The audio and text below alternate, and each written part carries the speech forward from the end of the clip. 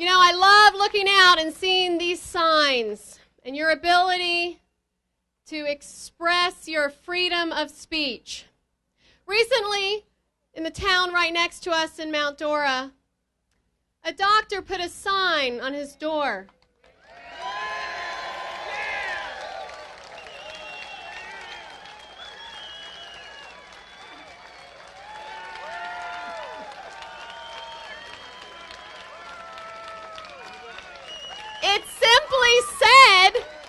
It simply said, if you voted for Obama, seek urological care elsewhere.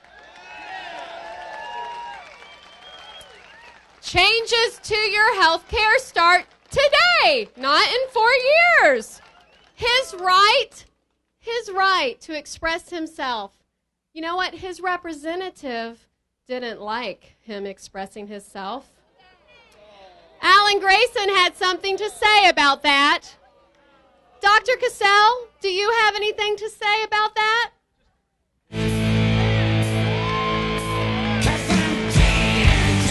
Thank you. Thank you very much. I got a few things to say about that. First of all, happy tax day, guys. Did everybody pay their taxes yet? Happy about fueling the socialist regime that we didn't ask for? No. How about paying for a few dozen czars that aren't supposed to be there? That's good, right? Or paying the salaries and benefits of elected officials that don't listen to you. That's good, right? Or how about dying for the motherhood in the name of Obamacare? That's what we're headed for. I mean, you have to see what's going on. Waterman employees at this point have been reduced to major medical from their original insurance that they've had all along. I mean, things are happening right now. I think about the pro-choice feminazis that always think about, hey, they don't want anybody to tell them what they're supposed to be doing with their bodies. Well, what do you think Obamacare is going to do? Do you think it's going to stop at the uterus? I mean, everybody's got to understand that we're really in big trouble. The main thing about Obamacare, though, is the way it's going to really abandon the elderly.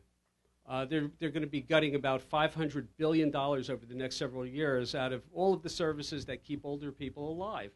Dialysis centers, rehab centers, hospital, all of the provider reimbursements are going to be going down. I mean, we're really, really going to be in trouble. It's going to change the lifespan of the American people. And make no mistake about it, that's basically what it's there for. Older people pay very little in taxes, and they don't care if you're around or not. They care about fueling the regime. And even though they say they're the party of the people, I beg to differ. David Camp is a representative in Michigan, and he did the timeline for the implementation of Obamacare, and it spells it out every year what's going away. Now, if you read the bill, they'll fluff it up and they'll show, oh, we tweaked this and you're going to get this. That's the first few hundred pages. Then they let you have it. And it's got to be repealed. We've got to throw this piece of crap away. Okay? You know, if they're going to encourage us to die at a younger age, the least they should do is have a little bit more end-of-life support. But no such luck. They're actually going to start hacking away at hospice pretty soon, too. So you're going to be dying younger, slower, and in a more painful manner. That's basically what they're headed for.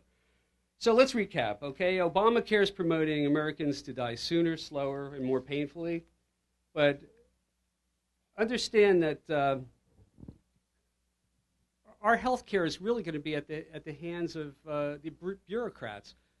There's no way that doctors like myself can uphold the Hippocratic Oath if our hands are tied. I mean, this whole thing is just a complete joke.